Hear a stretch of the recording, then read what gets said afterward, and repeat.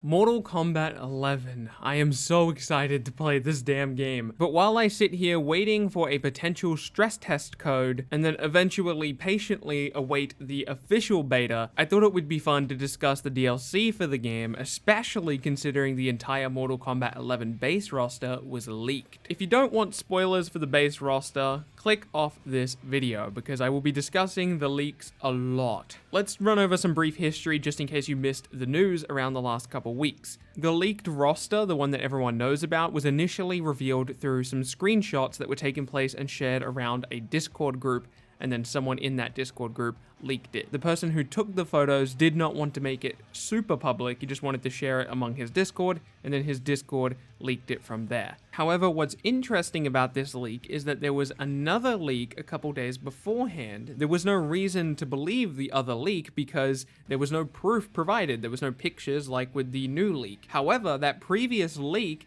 the one with no pictures or proof, happened to have the exact same roster as the one with the images. On top of that, the person who just laid out each of the characters in text form said that Mileena and Shinnok would be unlockable characters. The same leaker said he heard that Nightwolf and Sindel would be DLC. Because of the impressive accuracy on the base roster, I'm going to assume that he's correct about both the unlockable characters, and I'm also going to believe that he's correct about Nightwolf and Sindel being DLC. So the first two picks on my DLC prediction list are Nightwolf and Sindel. Just to give you my initial thoughts on the two DLC characters, I like Sindel because I like a lot of female characters and she offers a unique aesthetic, and I like the idea behind Nightwolf, but I hope to see a drastically redesigned modern take on the character, and I think NetherRealm will pretty easily provide that because they did that with pretty much all of their DLC characters in MKX. Triborg's drastically different from any other cyborg that we had, and of course Tremor was massively redesigned. So I'm excited to see what they do with both Sindel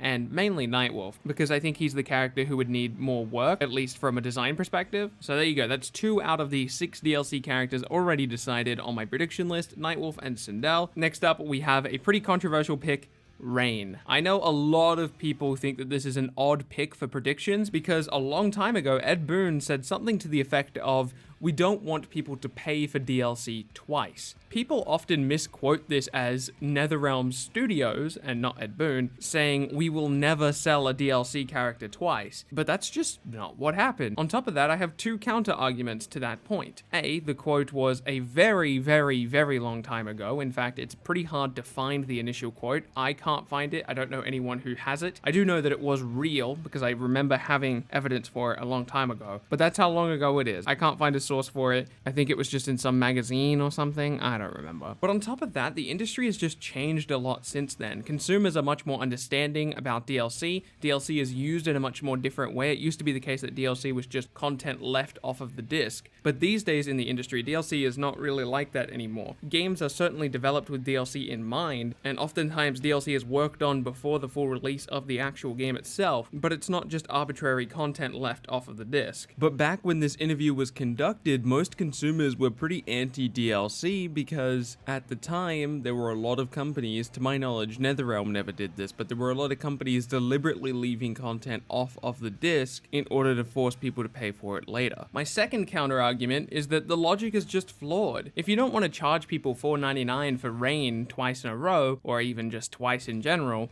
why are you charging people $60 game for a base roster that includes Johnny Cage, Liu Kang, and Kung Lao, and a bunch of other classic characters that we expect to see in every game?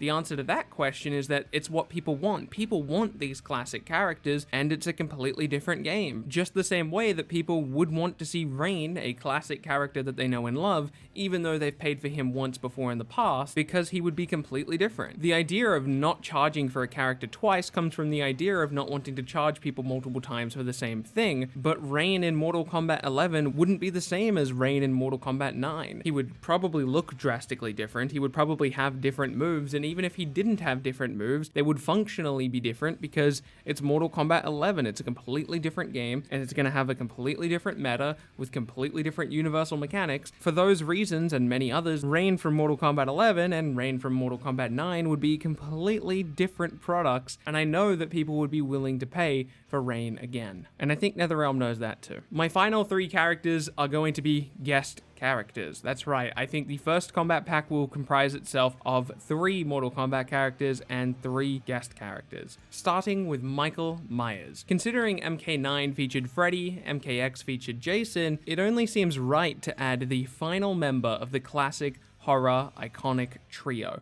Michael Myers. I'm not sure how deep into development the DLC for Mortal Kombat 11 is. It's possible that it hasn't been touched at all, but I do find it interesting that Ed Boon clearly has horror games, or at least horror characters, on his mind. Perhaps that's because he's been working on Michael Myers, or perhaps maybe the next character on my list, Pennywise. Pennywise is an odd pick to me because I personally have a difficult time imagining him in this game, but it does seem to add up perfectly. Pennywise is one of the last characters available from Warner Brothers' lineup, or at least one of their last horror characters available from their lineup that hasn't made a Mortal Kombat appearance yet. But the fun question for me is that if this game truly does have Michael Myers and it truly does have Pennywise, what's Mortal Kombat 12 going to do without any horror guest characters? Perhaps maybe they will all return in Mortal Kombat 12. I ask that question not because I'm trying to brush MK11 under the rug, it's just it possibly has some implications for the DLC. If you assume that horror or horror film characters are kind of intuitive to Mortal Kombat, why would they waste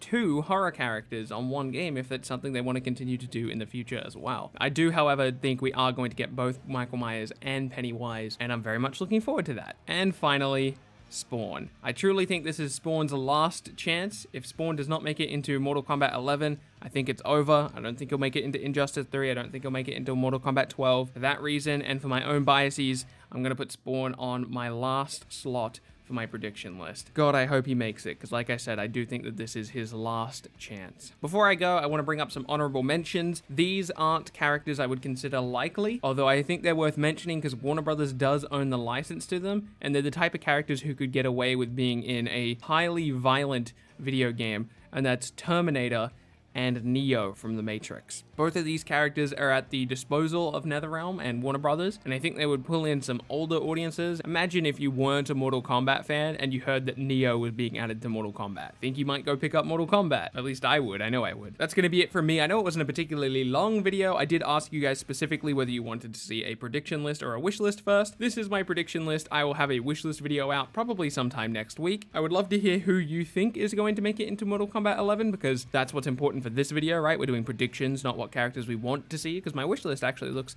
pretty different for this. So please let me know in the comment section below. I want to thank you so much for watching this video. I appreciate you supporting the Mortal Kombat 11 content. If you could leave a like on the video, it does help other people find it. Subscribe to keep up to date with future content. My name has been Bilbzy, and I will see you in the next video.